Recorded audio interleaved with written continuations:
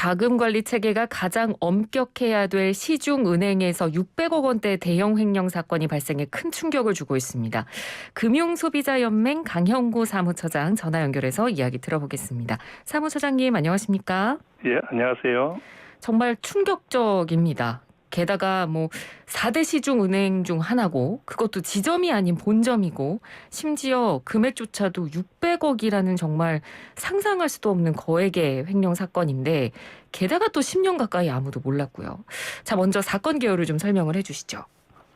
예, 그 차장급 직원이 2012년부터 6년에 걸쳐 일한 기업이 그 우선 해상자로 선정된 대우 그 일렉트로닉스 메가 관련 계약 파기로요.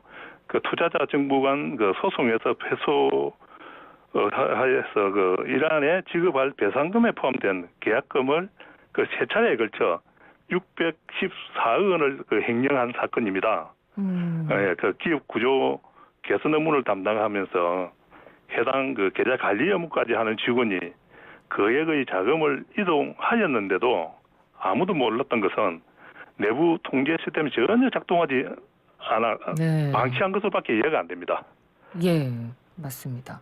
그러니까 그동안 계속 몰랐다가 이제 이란으로 돈을 보내야 되는데 계좌가 비어 있으니까 그때서야 알고 이제 은행에서 이제 경찰서에 고소장을 접수를 하게 된 거고 결국 이제 이 사건이 드러나게 된 건데 오늘 오전에는 이제 그 직원 친동생도 공범으로 긴급 체포됐더라고요. 네, 그렇습니다. 예. 예. 그 은행 시스템상으로 그 거액을 그 본인 명의로 통장이 있지 않습니까? 빼돌릴 수가 없습니다. 네. 예, 그 거액 그 입금이 되면 금방 그 체크가 되거든요. 네.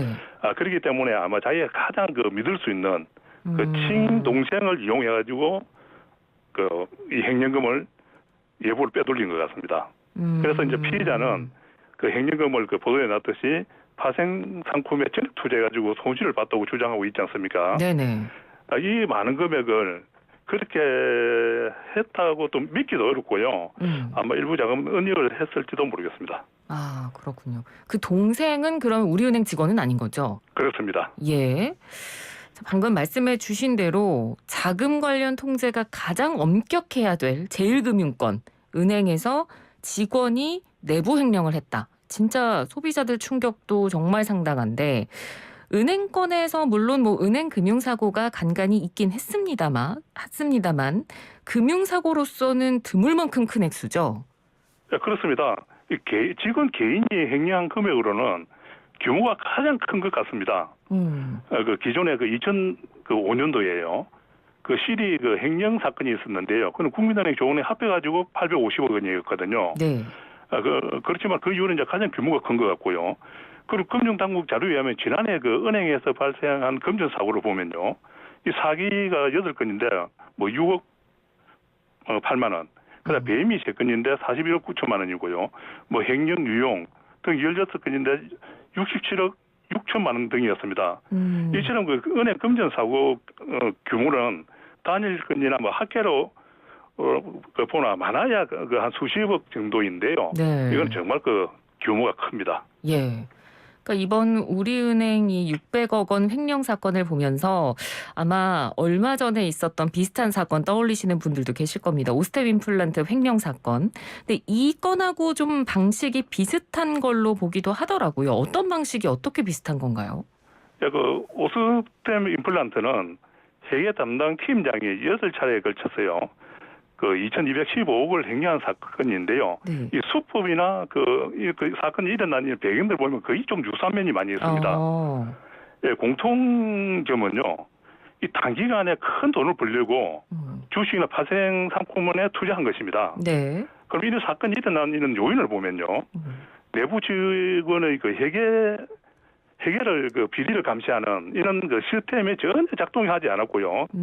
그다음에 그 얘기인 경우에는 그 직원들 상호간에 좀 크로스 체크를 하고 확인하는 과정이 있어야 되는데 이런 거 없었고요. 네. 그다음 업무 처리를 잘한다고 믿은 그 상급자들의 업무 태만이 결부해서 그 발생한 사건이라는 점에서 이 공통점이 있습니다. 예. 그 보통 보면 이제 그 투자로 돈을 벌었으면 그 횡령금을 매였겠죠, 그죠? 네. 그 손실이 나니까 계속 횡령을 해가지고 그 많이 하려고요. 그러니까 안 되니까 이제 사고로 이어진 거죠. 그러다 이제 발각이 되고요. 네. 그 내부 감시 시스템이 전혀 제대로 엄격하게 관리가 되지 않았고 작동하지 않았고 그리고 뭐 인사상 관리 문제도 좀 있었을 거고요. 예. 뭐 내부에 그런 문제가 있었다고 치더라도 자 그러면 좀 더 이 관리 감독 범위를 넓혀서 금융감독원이 알고 보니까 이 우리금융지주랑 우리은행에 대해서 지난해부터 올해까지 종합 검사를 실시를 또 했었더라고요. 그 과정에서 왜 몰랐을까요? 그게 아마 그 우리은행에서 그 인지하지 못한 사실을 그 금감원이라도 아마 알 수는 없을 것으로 보입니다. 그러지만은요. 네. 이 금융정보분석원이라는 데가 있지 않습니까? 네네. 이 거액 자금을 이동하면 그 투기 거래라든지 이런 보고를 하게 돼 있고요. 예. 그럼 거기서 또이 자금 흐름을 짚어가지고 또 들여다 볼 수도 있거든요. 이런 게 감지가 안 되는데 더 문제가 있다고 보고 봅니다. 네. 네, 더군다나 이제 금감원이 매년 또는 더군다나 사고가 날 때마다 검사를 하면서 내부 통제를 강화한다고 막 그러지 않습니까? 네. 그래도 이 대형 사건을 인지하지 못한 것은 이 내부 통제에 허점이 있고요. 금감원이 그 내부 통제에 있는 시스템에 이제 허점이 있는 거죠. 그리고 사고 나야 이 문제가 더 심각합니다. 네. 자, 이제 그래서 금융감독원이 이제 사건 경위를 파악하고자 수시 검사에 이제 들어가게 됐습니다. 앞으로 어떤 사항들을 그러면 좀 짚어보게 되는 건가요? 그리고 이제 실제로 이제 사후 대책을 마련한다고 이제 한 부산을 들면서 이런 대책을 또 마련해 놓을 것 같고요. 네. 또 금감원은 어떤 책임도 지지 않습니다. 그리고 이제 실제로 이제 사건이 일어난 우려내 네. 이제 그 상급자들 있지 않습니까? 네. 가전자들 그 경영에 대한 또 중징계를 할 것으로 보입니다. 그래서 이 금감원이 말씀해 주세요. 네. 금감원이 이런 사건에 지금 그 발생해서 이런 그 검사하는 것보다는 예방 차원에서 검사를 한다고 그랬거든요. 예.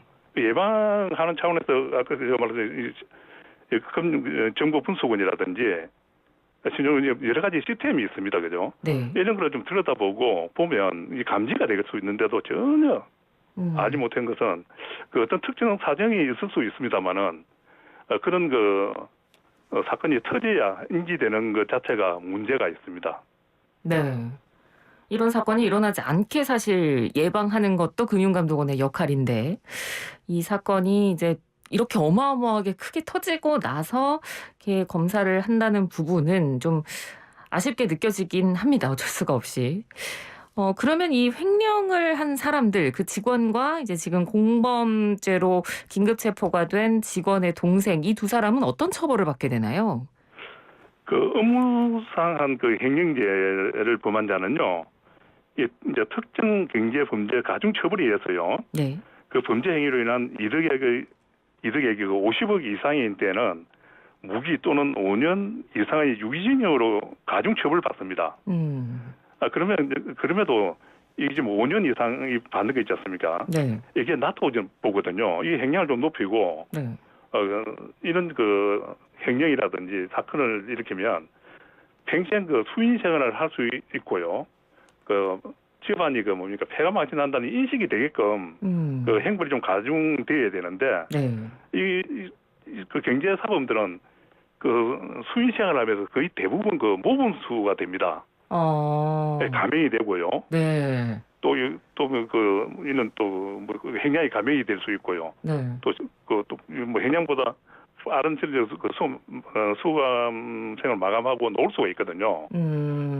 그렇기 때문에 이는 횡령죄는 정말 횡령을 높여가지고 평생 수인생을 할 수 있다. 인식이 되게끔 해야 됩니다.